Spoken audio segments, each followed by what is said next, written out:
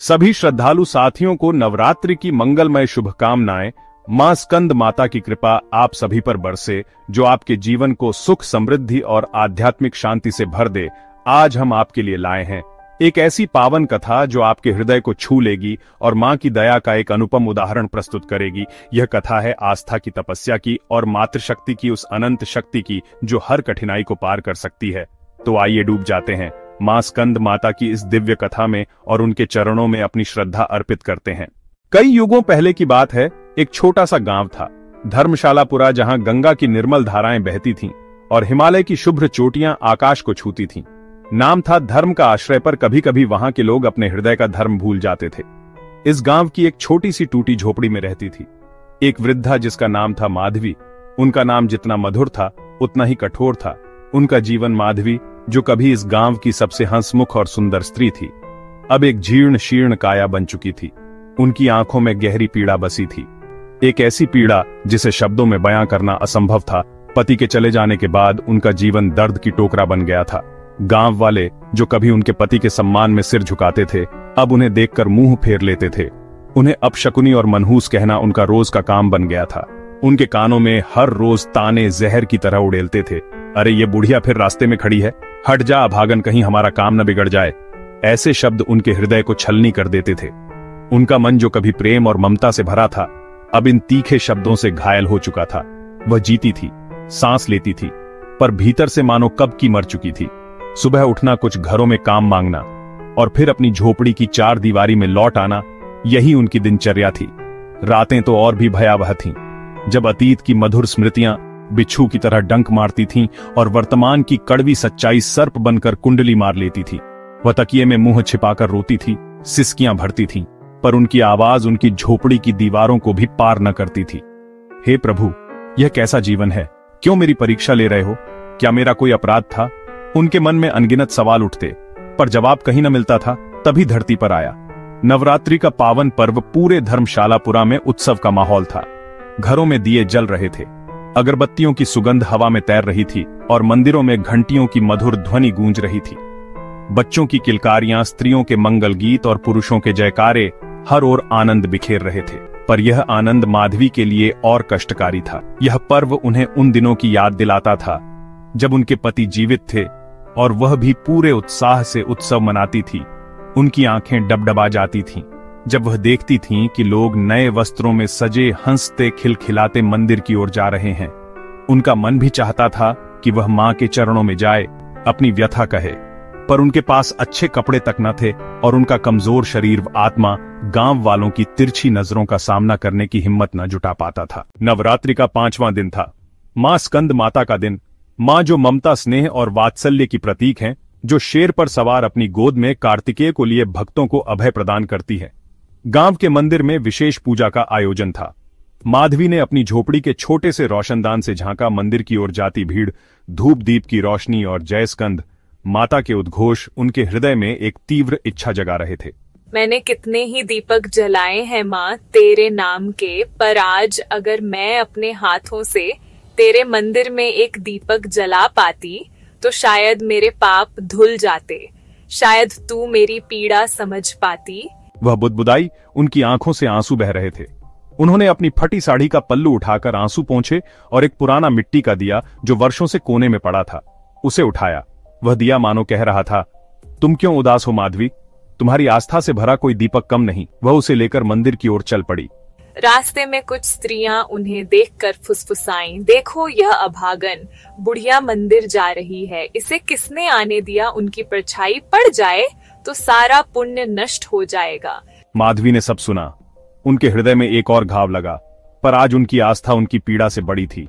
उन्होंने आंखें बंद की, गहरी सांस ली और आगे बढ़ती रही। उनके कदम डगमगा रहे थे, पर उनका संकल्प दृढ़ था। वह मंदिर पहुंची जहां भीड़ थी, लोग आरती गा रहे थे, प्रसाद बांट रहे थे। माधवी एक कोने में बैठ गई ताकि किसी को उनकी मौजूदगी से परेशानी न हो।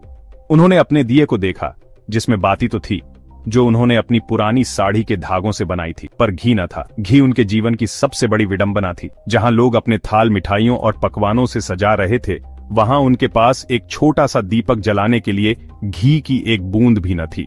तभी पुजारी ने घोषणा की, आज माँ स्कंद माता का विशेष पूजन है। जो सच्चे मन से माँ के चरणों में दीपक जलाएगा, माँ उसकी सारी मनोकामनाएं पूरी करेंगी। यह सुनकर माधवी के मन में आशा जगी, पर अगले ही पल बुझ गई। घी कहाँ से लाऊं? उन्होंने चारों ओर देखा, हर घर समृद्ध था, पर उनके द्वार पर केवल निर्धनता थी। उनकी आंखों से फिर आंसू बह निकले। यह आंसू सिर्फ घी न होने के नहीं थे, यह आंसू थे वर्षों की उपेक्षा, अपमान और दर्द के उस माँ के जो अपने बच्चों को पेट भर खाना न दे सकी। भले उनके बच्चे अब न थे, पर मातृत्व का भाव कभी मिटता नहीं। उस पत्नी के जिसने अपने पति को खोया, और उस भक्त के जो अपनी देवी के लिए एक छोटा सा दीपक भी न जला सकी। हे माँ स्कंद माता, तू तो जगत जननी है, तू ममता का सागर है। क्या तू मेरी पीड़ा नहीं देख रही? क्या तू मेरी पुकार नहीं सुन रही? उनके होंठ फड़फड़ाए, उनकी आवाज नहीं निकली, पर उनका हृदय चीख रहा था। मैं जानती हूँ माँ, यह मेरे कर्मों का फल है। शायद पिछले जन्म में मैंने कोई पाप किया होगा, जिसके कारण मुझे यह दर्द सहना पड़ रहा है। पर माँ, क्या तेरी दया इतनी कठोर हो गई कि एक अभागन बेटी के लिए एक बूंद घी भी न बचा? उनके आंसुओं से उनकी साड़ी भीग गई। वह कुछ पल ऐसे ही बैठी रही, जैसे उनका अस्तित्व ही समाप्त हो गया हो। उसी क्षण बहुत दूर अपने दिव्य लोक में विराजमान थी माँ स्कंद माता। वह अपने पुत्र कार्तिकेय के साथ थीं, जिनका बाल रूप उनकी गोद में खेल रहा था। उनकी 4 भुजाओं में कमल का फूल वर मुद्रा, अभय मुद्रा और स्कंद थे। उनकी त्रिकालदर्शी दृष्टि धर्मशालापुरा के उस मंदिर पर टिकी थी। वह माधवी की टूटी काया, उसकी आंसुओं से भीगी आंखें और उसकी अथाह पीड़ा देख रही थीं। माँ का हृदय, जो समस्त ब्रह्मांड की ममता का स्रोत है, द्रवित हो उठा। वह देख रही थीं कैसे गांव वाले माधवी को तिरस्कृत करते हैं, उसे अपशब्द कहते हैं, और कैसे वह एक छोटा सा दीपक जलाने के लिए संघर्ष कर रही है। उनके नेत्रों में आंसू भर आए। ओ मेरी पुत्री माधवी, तेरी यह पीड़ा, तेरी यह तपस्या, यह अन्याय मैं कैसे देख सकती हूँ? उनके हृदय में छटपटाहट हुई। वह जानती थीं कि वह विधि के बंधन में बंधी है।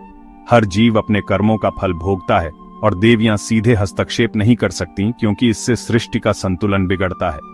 पर आज माधवी की अखंड भक्ति, निर्मल आस्था और असीम पीड़ा ने उनके हृदय की कठोरता को पिघला दिया।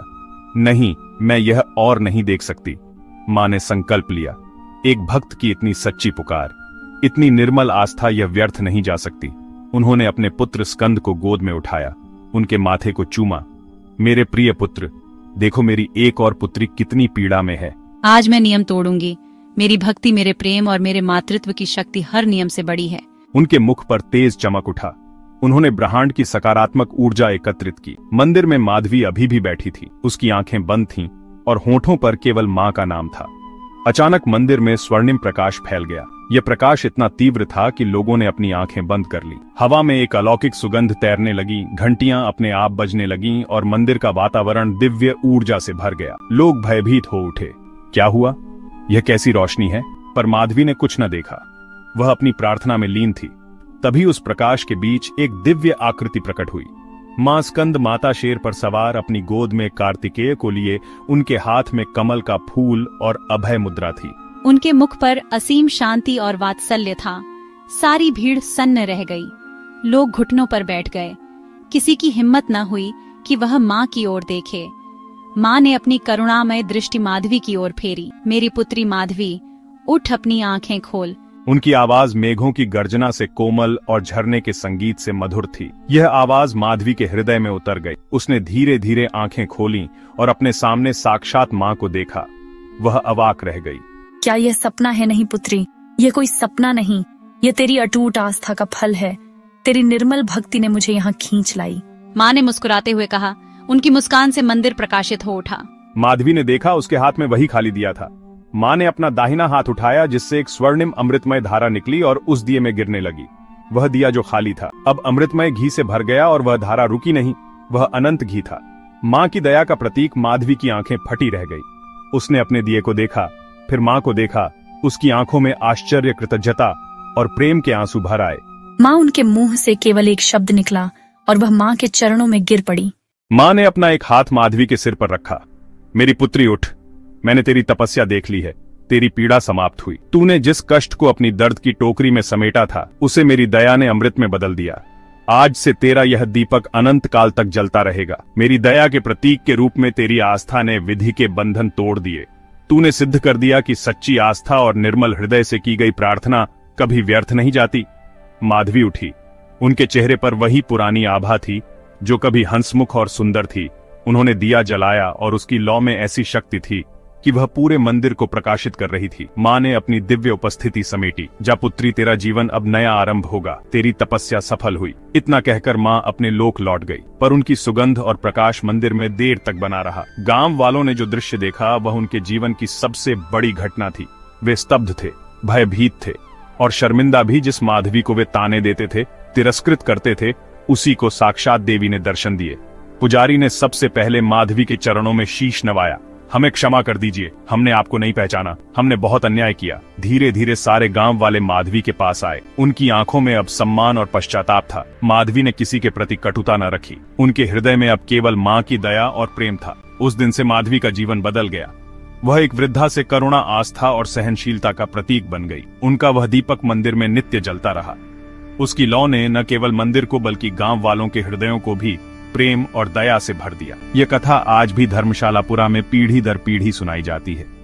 ये प्रेरणा देती है कि जीवन में चाहे कितनी कठिनाइयां आएं, कितनी निराशा घेरे, यदि हृदय में सच्ची आस्था हो तो माँ अपने भक्तों को कभी अकेला नहीं छोड़ती। उनकी दया असीम है, उनका प्रेम अनंत है। माधवी की कथा हर उस आत्मा की कथा है जो कष्ट सहती है पर जिसकी आस्था कभी डगमगाती नहीं। ये कथा हमें सिखाती है कि किसी को उसकी बाहरी दशा से नहीं आंकना चाहिए, क्योंकि कौन जानता है किस हृदय में कितनी गहरी आस्था और किस आत्मा में कितनी दिव्य शक्ति छिपी हो। माँ स्कंद माता ने माधवी की दर्द की टोकरी को अमृत के कलश में बदल दिया। ये सिद्ध करता है कि मातृत्व का भाव चाहे धरती माता का हो या माँ दुर्गा का अपने बच्चों को कष्ट में देखकर कभी चुप नहीं रह सकता। उनकी दया का सागर विधि के बंधनों को भी तोड़ देता है। यही सनातन धर्म का मूल मंत्र है। आस्था अविनाशी है और माँ की कृपा अटल है। जय माँ स्कंद माता। प्रिय साथियों, यह थी माँ स्कंद माता की पावन कथा। अब सुनिए माँ की दिव्य वाणी जो माधवी की कथा के माध्यम से मानवता को संबोधित करती है। मैं माँ स्कंद माता हूँ, जगत जननी तुम्हारी माँ जो शेर पर सवार है, जो अपनी गोद में कार्तिकेय को लिए है, जो एक हाथ में कमल, एक में वर मुद्रा, एक में अभय मुद्रा और एक में पुत्र को संभाले है। मैं तुम्हें युगों से देख रही हूँ। तुम सोचते हो मैं दूर हूँ, पर मैं हर आंसू, हर पीड़ा, हर आह में हूँ। क्या तुमने नहीं देखा माधवी की कथा जिसे तुमने तिरस्कृत किया, मनहूस कहा, उसे रास्ते से हटाया, पर जब वही माधवी टूटे दिए में आस्था की लौ ढूंढती है, केवल विश्वास के सहारे मेरी ओर बढ़ती है, तो मैं अपने लोक के बंधन तोड़कर उतर आती हूँ, क्योंकि मेरी शक्ति नियमों से बंधी है, पर मेरा मातृत्व किसी बंधन से नहीं बंधा। हे मनुष्य, सबसे बड़ा अपराध है हृदयहीनता जिसने माधवी को सालों तक अकेला किया। सुनो मेरी संतानों, अपने हृदय को प्रेम और करुणा से भर दो, क्योंकि यही सच्ची भक्ति है, यही सच्चा धर्म है। जय मां स्कंद माता। प्रिय भक्तों, इस कथा को अपने हृदय में संजोएं और मां की कृपा प्राप्त करने के लिए कमेंट में जय मां स्कंद माता अवश्य लिखें। उनकी दया आपके जीवन को प्रकाशित करे। जय मां स्कंद माता।